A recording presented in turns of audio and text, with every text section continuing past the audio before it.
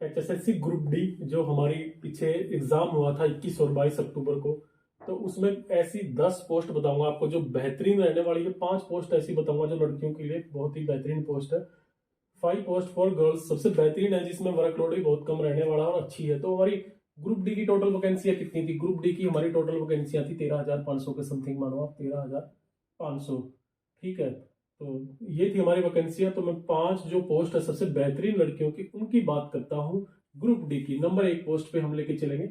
देखिए, number 1 post पे हम देंगे लाइब्रेरी। कौन सी पोस्ट रहेगी? Library assistant. कौन सी पोस्ट है? Library assistant. बेसिकली ये जो पोस्ट रहती है लाइब्रेरी असिस्टेंट की, कहाँ पे रहती है? ये हमारी सरकारी संस्थानों में रहती है। ठीक है, जैसे कि स्कूल हो गया और कॉलेज हो गया और अन्य जो सरकारी संस्थान है वहां पे।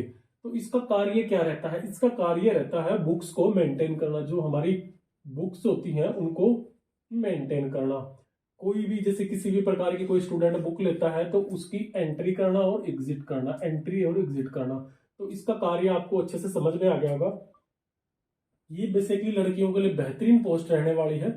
ठीक है, तो स्कूल कॉलेज से संबंधित रहती, इतना कोई वर्क नहीं रहता, चेयर पे बैठे रहना है और चेयर पे बैठे रहने की नौकरी है ये। ठीक है, आपको समझ में आ गया होगा कि लाइब्रेरी असिस्टेंट स्कूल कॉलेजों की। इसमें के बाद में प्रमोशन का अगर नॉर्मल तरीके से देखा जाए ग्रुप डी की, इसमें ग्रुप सी की पोस्ट भी आती है, ग्रुप सी में भी है हमारी, तो ग्रुप डी की है ये, तो इसका प्रमोशन का कल तक चला जाता है। हाँ, अगर आपने इसमें ग्रुप सी में जाना है या प्रमोशन लेना है तो आपका डिप्लोमा होता है किसका? जो ब्लीम होता है और एक एम ब्लीम, दो होते हैं। ये 1 साल का रहता है, ये 2 साल का रहता है। अगर आप ये 1 साल का भी डिप्लोमा ले लेते हो तो बेस्ट रहेगा। फिर आप क्या है, जूनियर लाइब्रेरी या सीनियर लाइब्रेरियन की पोस्ट पे इजिली जा सकते हो। तो 1 साल का डिप्लोमा रहता है। ये आपका जो डिप्लोमा है ये प्राइवेट संस्थान में भी हो जाता है, जैसे इग्नू वगैरह में कहीं भी कर लीजिए आप। इसमें क्या, फॉर्म अप्लाई करना, देन आपने एग्जाम देना, बाकी कुछ नहीं। तो ये है आपकी जो जो मैंने लाइब्रेरियन असिस्टेंट की पोस्ट बताई, तो सबसे बेहतरीन है ये। ठीक है, आपको समझ में आ गया होगा। नंबर 2 पे हम चलते हैं। फिर सेकंड पोस्ट कौन सी रहने वाली है हमारी? नंबर 2 आ जाएगी हमारी, देखिए नंबर 2 आ गई हमारी लेब अटेंडेंट। ठीक है, नंबर 2 पे आ गई लेब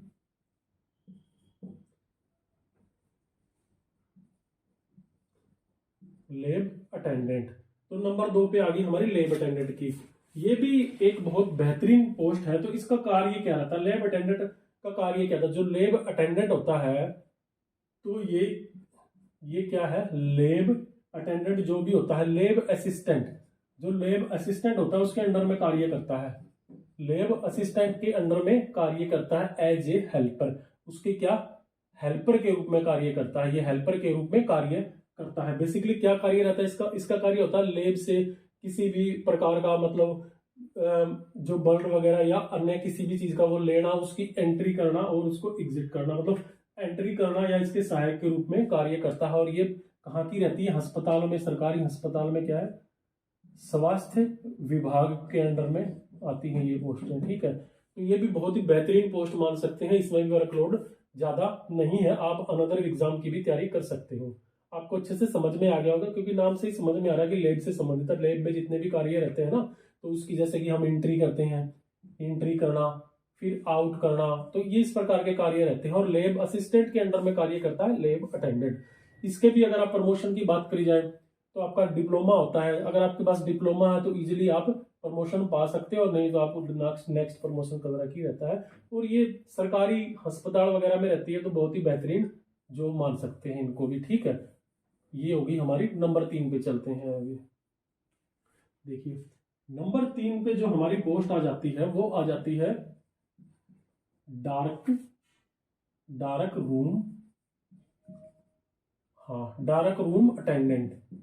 डार्क रूम अटेंडेंट, ये पोस्ट कहाँ है? ये भी स्वास्थ्य विभाग से संबंधित है। ठीक है, स्वास्थ्य विभाग में है, जो हमारे सरकारी अस्पताल रहते हैं उसमें। इसका बेसिकली कार्य क्या रहता है? इसका कार्य रहता है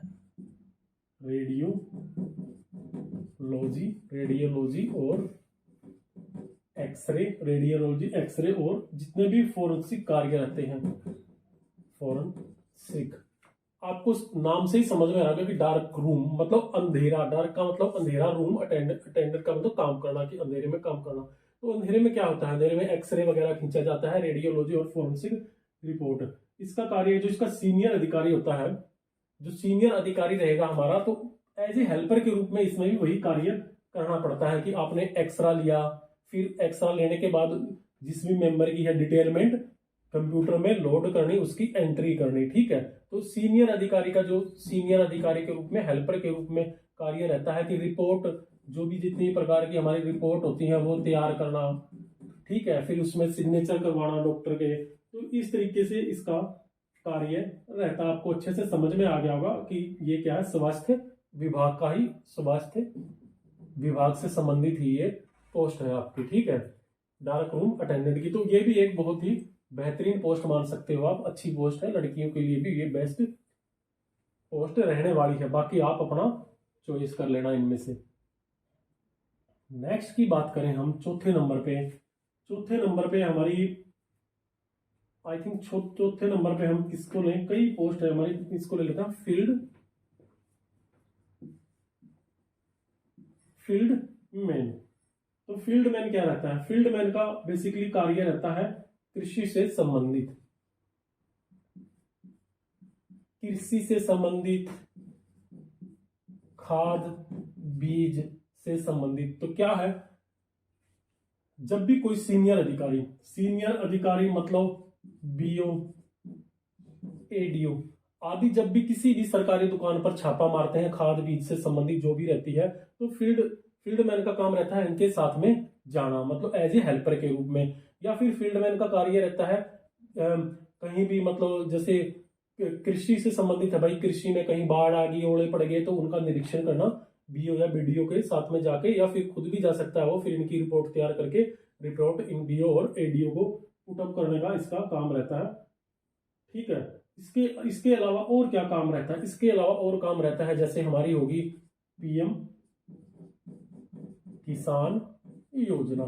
जैसे हमारी पीएम किसान योजना रहती है, उसमें सहयोग करना या उसकी रिपोर्ट तैयार करना, ठीक है, जो पीएम किसान योजना रहती है उसकी रिपोर्ट तैयार करना। तो ये इस तरीके से कई प्रकार के कार्य रहते हैं जो फील्डमैन करता है। तो आपको आसान भाषा में समझ में आ गया होगा कि फील्डमैन, फील्ड का मतलब होता है कृषि से संबंधित, ठीक है, फील्ड का मतलब रहेगा, ओके क्या लिख दिया ये, फील्डमैन, फील्ड का क्या संबंध रहेगा, फील्डमैन,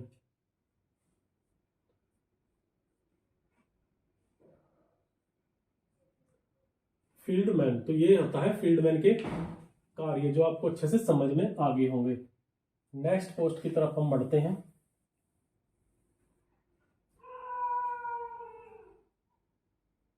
नेक्स्ट पोस्ट आ गई हमारी 5वें नंबर पे, हम ले लेते हैं बेलदार को। 5वें नंबर पे आगे बेलदार। बेलदार आई थिंक ये इरिगेशन डिपार्टमेंट से काम करता है, नहरी महकमे से संबंधित कार्य रहता है। तो बेलदार का क्या कार्य रहता है, बेलदार का कार्य रहता है कि कहीं नहर से पानी नहीं चुराया जा रहा है, कि पानी की चुराई तो नहीं हो रही, या नहर में कहीं भी लीकेज वगैरह की प्रॉब्लम नहीं हो रही, कि नहर का पानी कितना चल रहा है। ये भी दो तरीके से काम करते हैं। ये एक ड्यूटी होती है, क्या है, गेट पे रहती है, और दूसरी होती है इसमें फील्ड में ड्यूटी रहती है। गेट पे क्या है 6 से 10 होते हैं, कहाँ पे जैसे भाखड़ा बांध हो गया, या हमारी जो बड़ी नहर होगी उसमें जैसे कड़ियां नहीं लगी रहती हैं, कड़ियां लगी रहती हैं, और पानी का जो बहाव है हमने इधर की साइड में कर रखा है, तो इधर की तरफ देखना है कहीं टूट ना जाए या कुछ भी है, तो वो कड़ियां निकाल के इधर की तरफ कर देता है। तो ये रहता है, ये शिफ्ट में ड्यूटी रहते हैं। आई थिंक 2 घर चले जाते हैं, 2 वहीं पे रहते हैं। फिर आ गया फील्ड का। फील्ड में कैसे रहता है कि 5 से 8 किलोमीटर का हमें एरिया दे दिया जाता है, और उस एरिया की निगरानी एक बेलदार करता है, ठीक है, एक बेलदार करता है। फिर अपना इस पे देखता रहता है भाई कहीं किसी ने मतलब पानी तो नहीं चुरा रहे हैं, या फिर लीकेज की प्रॉब्लम, किसी तरीके की प्रॉब्लम होती है तो ये देखता है। फिर आगे रिपोर्ट किसको, जेई को पुटअप करता है आगे रिपोर्ट, कि कहीं कोई दिक्कत है तो जेई को पुटअप कर देता है। अगर इसके प्रमोशन की बात करें तो इसका प्रमोशन वही क्लर्क होता है लास्ट। अगर हाँ ये डिप्लोमा रहता है इसका, जेई वगैरह का कोई डिप्लोमा रहता है, तो आई थिंक 8 साल बाद इसका, सॉरी 8 नहीं शायद 5 साल बाद इसका डिपार्टमेंटल एग्जाम होता है, उसके क्लियर करके फिर ये नेक्स्ट पोस्ट पे जा सकता है। तो ये हो गया बेलदार। बेलदार के बाद में हमारी 5 पोस्ट मैंने आपको बता दी है, जो बहुत ही बेहतरीन पोस्ट थी, जो मतलब लड़कियों के लिए भी बहुत ही बेहतरीन पोस्ट है। इनको वो मतलब प्रायोरिटी दे सकती हैं अपने हिसाब से, कौन सी पोस्ट उसको चुननी है। फिर नंबर 6 पे हम ले लेते हैं इलेक्ट्रीशियन। इलेक्ट्रीशियन आ गई 6 पे। तो ये भी ऑफिस से संबंधित बेसिकली जॉब रहती है। इलेक्ट्रीशियन का कार्य क्या था, जैसे ही आपको नाम से ही पता चल रहा है, ये ग्रुप सी में भी निकली है हमारी पोस्ट, नाम से ही पता चल रहा है इलेक्ट्रीशियन का काम रहता है, कहीं बिजली का फ्यूज उड़ गया या कहीं वायर है वो सड़ गई या धुआं उठ रहा है, आग लग गई, तो उसको रिपेयरिंग करने का काम रहता है। बेसिकली ऑफिस का ही वर्क रहता है, इसका ज्यादा वर्कलोड नहीं रहता, इसका भी वर्कलोड बहुत माइनर है, 0 के समथिंग ही है। तो मैंने ये बताई है, ये 5 आप देख सकते हो गर्ल्स के लिए बेस्ट रहने वाली है। आगे बढ़ते हैं फिर हम नेक्स्ट पोस्ट की तरफ बढ़ते हैं हम, ठीक है। इलेक्ट्रीशियन हो गया। फिर नेक्स्ट आ जाता है हमारा 7th पे, कौन सा आ गया, बिल डिस्ट्रीब्यूटर। बिल डिस्ट्रीब्यूटर, तो बिल डिस्ट्रीब्यूटर का आपको नाम से ही पता लग रहा है, बिल का मतलब है जैसे कि बिजली का बिल हो गया, बिजली का हो गया, पानी का बिल हो गया, तो उसका काम क्या करता है, डिस्ट्रीब्यूट करना, बिल को बांटना, मतलब प्रिंट निकालना और फिर उसको बांटना, मतलब देना, जिसका जहां पे बिल था जो उसको पहुंचाना। तो बिल डिस्ट्रीब्यूटर का भी यही कार्य रहता है, बिल देना, फिर इसको आई थिंक भरवाना। तो ये चीजें हैं, बिल डिस्ट्रीब्यूटर का कार्य रहता है, कि नाम से आपको पता लग रहा है, ये भी बहुत बेहतरीन जॉब है। नंबर 8 पे फिर आगे पीएन की जॉब, ठीक है। कौन सी आ गई, पीएन की जॉब आ गई। तो पीएन ये भी ऑफिस से संबंधित जॉब है, ठीक है, ऑफिस से संबंधित जॉब है पीएन की।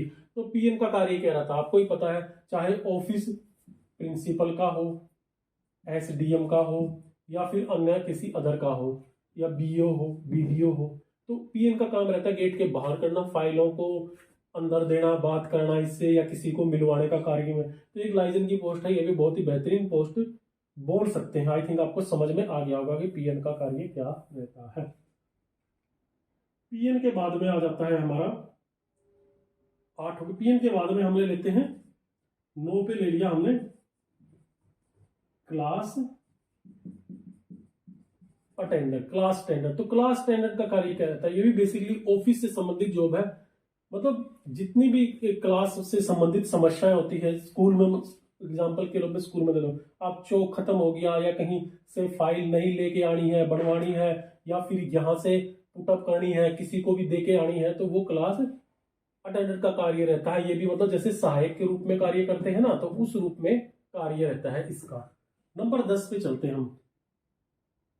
नंबर 10 पे आ गई हमारी फोन अटेंडर। फोन अटेंडर का कार्य क्या रहता है, फोन अटेंडर का कार्य भी, फोन अटेंडर की पोस्ट भी मैंने 10 पे दी है। आई थिंक ये 10 वाली पोस्ट नहीं है, ये 6ठे नंबर पे आनी चाहिए थी। इसका काम रहता है बेसिकली फोन को अटेंड करना, फोन को अटेंड करना, आगे अधिकारियों को कॉल देना। मतलब सपोज करो एसडीएम का कॉल आ गया किसी के पास में, तो वो एसडीएम बोलेगा कि मुझे कहीं पे बात करनी है, एचएसएससी के चेयरमैन से बात करनी है, तो ये कॉल को क्या है, उसको पुटअप कर देता है। तो इसका काम रहता है फोन अटेंडर का काम रहता है। आपको समझ में आ गया होगा अच्छे से। तो ये हमारे ग्रुप डी की पोस्ट है, जो मतलब बहुत बेहतरीन पोस्ट है। बाकी चॉइस आपने करनी है इनमें से कौन सी बेहतरीन है और कौन सी नहीं है। इसमें मैसेंजर की पोस्ट भी आती है एक एग्रीकल्चर विभाग से, सफाई की, जैसे सफाई कर्मचारी की भी आती है, तो वो आप देख लीजिए। वो मैंने नहीं दिया है, मैंने तो टॉप की दी है ये पोस्ट। मैसेंजर की पोस्ट आ गई इसमें। फिर क्या आ गई, सफाई कर्मचारी की आ गई। तो उनको आप देख लीजिए किसको प्रायोरिटी दोगे। तो ये मैंने बता दिया लड़कियों के लिए कौन सी बेस्ट थी और लड़कों के लिए कौन सी बेस्ट थी। सबसे मेनली है जिनमें की वर्कलोड बहुत ही कम है। अब इन पोस्टों पे अगर आप बात करोगे वर्कलोड की, तो आई थिंक इनका जो वर्क है 2 से 3 बजे तक का ही है। और हॉलीडे तो होता ही है, सैटरडे हाफ डे हो जाता है, कई महकमे ऐसे हैं सैटरडे छुट्टी होती है और संडे को हॉलीडे रहता है। तो ये चीजें हैं। इसमें आपको अदर एग्जाम की तैयारी करने का मौका भी मिलता है। अगर आप दूसरा किसी का एग्जाम दे रहे हो तो उसमें आपको तैयारी करने का मौका मिलता है। अब ये बात कर लिए, अब हम बात करते हैं कि सैलरी कितनी रहेगी हमारी इसके बाद में। ये सब कुछ हमने देख लिया है, तो सैलरी कितनी रहने वाली है। तो इसकी सैलरी जो हम उठाएंगे 2024 के अनुसार उठाएंगे कि कितनी रहने वाली है। इसमें हमारा आ गया जो है बेसिक पे। बेसिक पे हमारी रहने वाली है 16,900, ठीक है।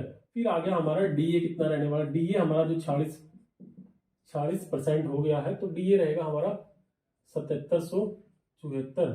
ठीक है, ये हो गया फिर हमारा डीए। डीए के बाद में आ जाता है एचआरए, हाउस रेंट। तो ये कितना है, ये 1800 रहेगा, 1800 से कम तो किसी को मिलेगा भी नहीं। फिर आ गया हमारा मेडिकल भत्ता। मेडिकल भत्ता हमारा 1000 रुपये हो गया। फिर क्या आ गया, सीए चिल्ड्रन अलाउंस, ये हो गया 1125 पर चाइल्ड, एक बच्चे का, दो का 2 का 2250। तो ये हो गया। इसके बाद में हमें अलाउंसेस क्या मिलते हैं, देखिए जो अलाउंसेस है ये सब महकमों में अलग अलग है। वॉशिंग अलाउंस हो गया, वॉशिंग अलाउंस 440 रुपए, ठीक है, ये भी मिल गया हमारे को। फिर कन्वे अलाउंस, कन्वे अलाउंस कितना हो गया, 200 रुपये हो गया। ठीक है, ये 2 ही अलाउंस में इंक्लूड करूंगा, बाकी 10-20 रुपए और मिलते हैं। जैसे साइकिल अलाउंस हो गया, ठीक है, साइकिल अलाउंस जो बेलदार को मिलता है, तो ये कितना मिलता है साइकिल अलाउंस बेलदार को, 300 रुपये। तो मैं इसमें इंक्लूड नहीं करा क्योंकि कई महकमे ऐसे हैं जिनमें नहीं मिलता है। तो ये हो गया। अब आप इसको जोड़ दीजिए कि आपका डाटा कितना निकल के आ रहा है। आई थिंक ये जो जितना भी आपका निकल के आ रहा है, ये मानिए आप 29,600 के समथिंग मानिए, ये आपका निकल के आ गया 29,600। इंक्लूड करिए, आप काउंट कर लीजिए इसको, ये आपका निकल के आ गया। ठीक है, हमें इतना मिल गया 29,600। अभी मैं इसको 29,600 को इधर कर लेता हूं, 29 और ये 600 हमें मिल गया। फिर 29,600 पे क्या है, 29 जो 600 आ गया हमारा, ये इन दोनों को प्लस करके 10% हमारा एमपीएस कटेगा, एमपीएस कटेगा, इनका 10% है। 10% आई थिंक मानो कि 2500 हो गया हमारा 10%। तो 2500 इसमें से 29, अच्छा 2500 काटना ना, 2500 29,600 से काट दीजिए, ये आ गया हमारा 600।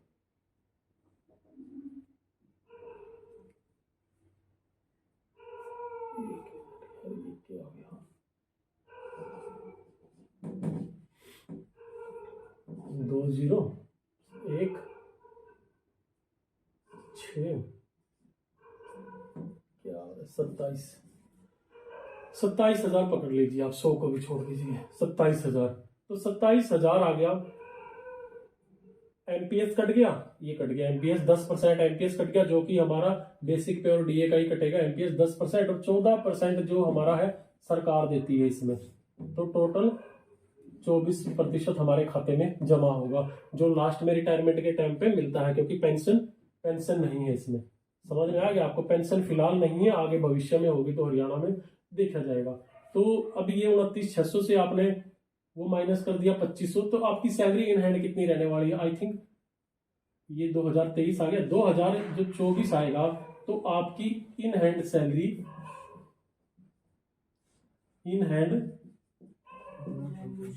27,000 रहने वाली है। ठीक है, 27,000 आई थिंक आपकी सैलरी रहेगी 2024 में। आपने पूरी सैलरी भी देख ली, इसको मैंने आपको जॉब भी बता दिया कौन सी बेहतरीन है।